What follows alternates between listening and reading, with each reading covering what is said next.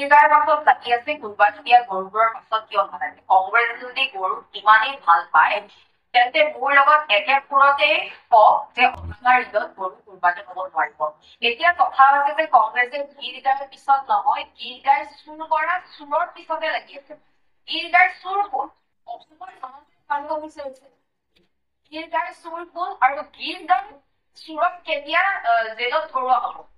আমি গীৰ গাইৰ চোৰৰ পিছতে লাগি আছো। আৰু মুখ্যমন্ত্ৰী ডাঙৰীয়া, আপোনাক এটা কথা জনাব বিচাৰিছো যে কুৰবানী দিয়া গৰু আৰু চুৰ কৰা গৰুৰ মাজত বহুত পাৰ্থক্য আছে। কুৰবানী দিয়া গৰু হৈছে মানুহে নিজৰ কষ্ট উপাৰ্জিত পইচাৰে ৰচিদ সহকাৰে তথ্য পাতি সহকাৰে ভগৱান নেদেখাজনৰ ওচৰত তেওঁলোকে অৰ্পণ কৰে, কুৰবানী দিয়ে। আৰু গীৰ গাই আমাৰ বিলাকে কি কৰিছে, আমাৰ নেতাবিলাকে কি কৰিছে, চুৰ কৰিছে। সেইকাৰণে কুৰবানী আৰু চুৰ কৰা গৰুৰ মাজত বহুত পাৰ্থক্য আছে মুখ্যমন্ত্ৰী ডাঙৰীয়া। এই দুইটা বস্তু একেলগ আপুনি নকৰিব। আৰু লগতে গৰু মাংস ৰপ্তানি ক্ষেত্ৰত ভাৰত যে দ্বিতীয় স্থানত আছে মুখ্যমন্ত্ৰী ডাঙৰীয়া নিশ্চয়কৈ আপুনি গম পায়। গোমাতাৰ পুত্ৰসকলে এতিয়া নিজৰ মাককে বেচা কিনা লাগিছে, চুৰ কৰিবলৈ লৈছে নিজৰ মাককে। লাজৰ কথা নহয়নে? নিজৰ মাকৰ মাংস কাটি পেলাই, গোমাতাৰ মাংস কাটি পেলাই ৰপ্তানি কৰি পেলাই ইলেক্ট্ৰনিক বণ্ডৰ জৰিয়তে পইচা লৈ পেলাই নিৰ্বাচন খেলে। লাজ নালাগে নে ভূপুত্ৰসকলৰ? আৰু মুখ্যমন্ত্ৰী ডাঙৰীয়া, কথাটো এইটো নহয় যে গৰু মাংস নে মুৰ্গী মাংস নে ছাগলী মাংস নে মাছ, কোনে কি খায়, কোনে কি পিন্ধিব, কোনে কি কব, সকলোৰে অধিকাৰ আছে, কাৰণ সংবিধানে দিছে। কিন্তু তাত এটা কথা আমি সকলোৱে লক্ষ্য কৰিব লাগিব যে মানুহৰ যিটো চেণ্টিমেণ্টত যদি আঘাত সানিব নালাগে। যদি কাৰোবাৰ চেণ্টিমেণ্টত নথকাকৈ সংবিধানে যদি অধিকাৰ দিছে সকলোৱে নিজৰ ইচ্ছা অনুসৰি খাদ্য খাব পাৰে, নিজৰ ইচ্ছা অনুসৰি পোছাক পিন্ধিব পাৰে, নিজৰ ইচ্ছা অনুসৰি কথা কব পাৰে। বেছি বুলি এটা কথা আছে যিটো গোপনীয়তাৰ অংশ বুলি কোৱা হয়। সেই গোপনীয়তাৰ অংশ বেছি সংবিধানে আমাক দিছে আৰু সেই অনুযায়ী মানুহে নিজৰ ইচ্ছা অনুযায়ী খাব পাৰে, মানুহে নিজৰ ইচ্ছা অনুযায়ী ফুৰিব পাৰে, সকলো নিজৰ ইচ্ছা অনুসৰি কৰিব পাৰে। এতিয়া আপুনি কৈছে যে কুৰবানী দিয়ে কংগ্ৰেছে মোৰ সুৰতে ফুল মিলাই কওক যে কুৰবানী দিয়া বন্ধ কৰিব লাগে। প্ৰথমে আপুনি এই যে গৰু চিণ্ডিকেট বিলাক যে চলি আছে এইবিলাক কেতিয়া বন্ধ কৰিব? গৰু চিণ্ডিকেটত যে যিবিলাক জড়িত থাকে গৰু চিণ্ডিকেটৰ লগত সেইবিলাকক কিমানজনক ধৰিলে, কিমানজনক এৰেষ্ট কৰিলে, এইবিলাক তথ্য আমাক দিয়কচোন, ৰাইজক জনাওক। আৰু যিবিলাক গৰু আপোনালোকে ধৰিছিলে আগতে সেইবিলাক গৰু কিমান এতিয়া জীয়াই আছে, কিমান বিলাক গৰু মৰিলে, এইবিলাকো আমাক তথ্য আমাৰ ৰাইজক জনাওক।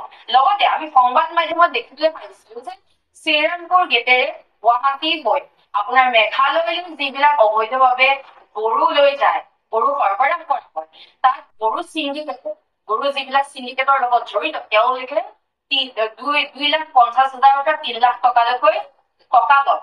এইবিলাক আমি সংবাদ মাধ্যমত দেখিবলৈ পাইছো। এইবিলাক তদন্ত কেতিয়া হব? ভূপুত্ৰসকলে দেখোন ভূ চিণ্ডিকেটৰ লগত জড়িত, এইবিলাক তদন্ত কেতিয়া হব? প্ৰথমে এইবিলাকৰ কথা কওঁ।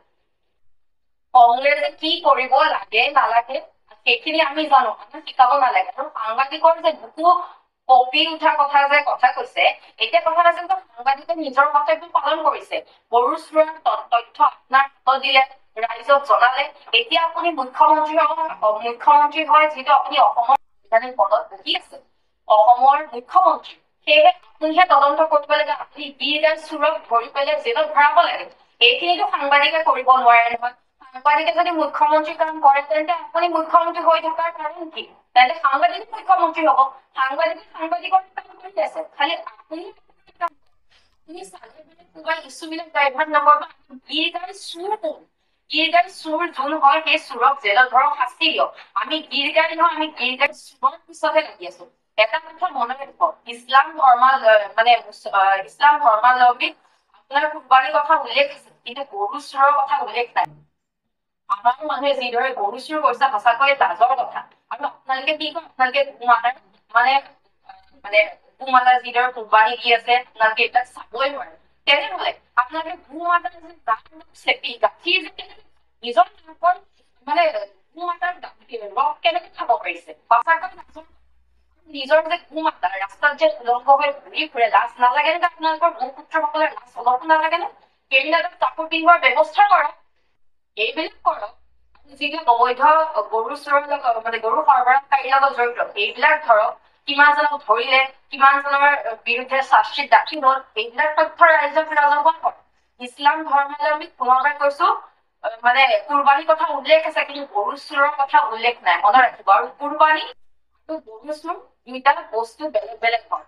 কুৰবানী দিয়াৰ পিছত তেওঁলোকৰ এটা তথ্য পাতি থাকে, ৰচিদ থাকে, কিন্তু গৰু চোৰে যিদৰে ৰাইজৰ কৰকাতলৰ পইচাই গৰু খেতি প্ৰকল্প হৈছিলে, সেই প্ৰকল্পৰ পৰা গৰু চুৰ কৰি ৰঙিয়া ষ্টেচনৰ পৰা গৰু চুৰ কৰি লৈ গৈছে, নিজৰ মাতাক চুৰ কৰি লৈ গৈছে। সেইকাৰণে দুইটা পৃথক বস্তু হয়। আৰু আপুনি বুকু কপাৰ কথা কৈছে যে কুৰবানী দিয়া গৰুকেইটা দেখি সাংবাদিকৰ বুকু নকপেনে? আপোনাৰ বুকু নকপেনে? মুখ্যমন্ত্ৰী ডাঙৰীয়া যেতিয়া ভূপুত্ৰসকলে নিজৰ মাকক চুৰ কৰে, গীৰ গাই যদি চুৰ কৰে, তেতিয়া আপোনাৰ বুকু কপি নুঠেনে? আজি মহিলাসকলে মাত্ৰ 1250 টকা পায়, গছপুলি ৰোপণ কৰি বহু মহিলাই পইচাই জেৰেক্স কৰি থাকোতে পইচা গুচি যায়। অংগনবাদী, আপোনাৰ শিক্ষক কৰ্মচাৰীসকলৰ কোনো বেতন নাই। এইবিলাক দেখি, এইবিলাকৰ আন্দোলন দেখি আপোনাৰ বুকু নকপেনে? মন্ত্ৰীৰ পত্নী আছে, 50 লাখ টকা যে ৰাজসাহায্য পালে, এইবিলাক দেখি আপোনাৰ বুকু নকপেনে? প্ৰথমে আপোনাক আমি সুধিছো, আপোনাৰ বুকু কেতিয়া কপিব? আৰু আপুনি গীৰ গাই চোৰক কেতিয়া জেললৈ প্ৰেৰণ কৰিব? কংগ্ৰেছে গীৰ গাইৰ পিছত নহয়, গীৰ গাই চোৰৰ পিছতহে লাগি আছে।